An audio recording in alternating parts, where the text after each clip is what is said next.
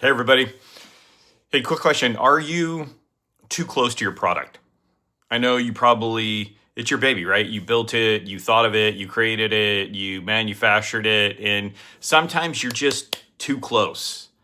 And a while back, I had a coaching client. He had recreated, it wasn't his original idea, but he had taken an old game and he had made it new again and did some upgrades to it. And I remember he came to a coaching session and he told me he was about to drop $30,000 on upgrading his the deck of cards that came in the game. And I said, okay, yeah, I mean, if you think that's necessary, but before you do that, tell me what's a catalyst, what created this need. Oh, he had gotten a couple of complaints that the cards weren't holding up, and so he looked at them and thought, hey, if I upgraded my material, this is, it'd probably take care of this. And I said, okay, well, let's talk about the complaints. How many did you get? Oh, two. Okay. And what was their situation? Well, it turned out that both of these complaints play the game every week. Both of them had it for just about a year. And it said, so if I'm understanding you right, out of the thousands of games that you've sold, two people came to you and said that they play the game every day, and after a year, the cards have started to wear. Am I understanding that right? And he's like, yeah. So I looked at it, and maybe the cards are too thin, too flimsy. I said, is it possible that maybe these guys like your game so much you're just playing it a lot?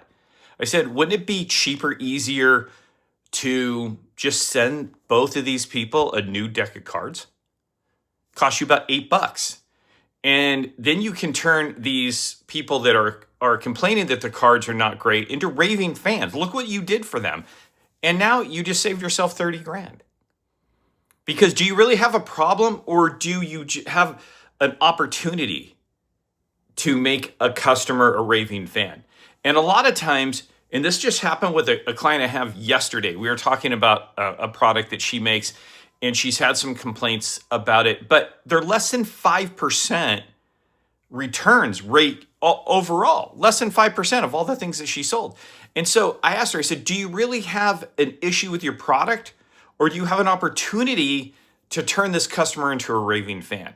Sometimes we're too close to our product, and because we're entrepreneurs and we're inventors, our default is to go fix the problem, to go change something. And I would challenge you, if you think you have a problem, is it really a problem, or is it simply an opportunity for you to turn some customers into raving fans? See you next time.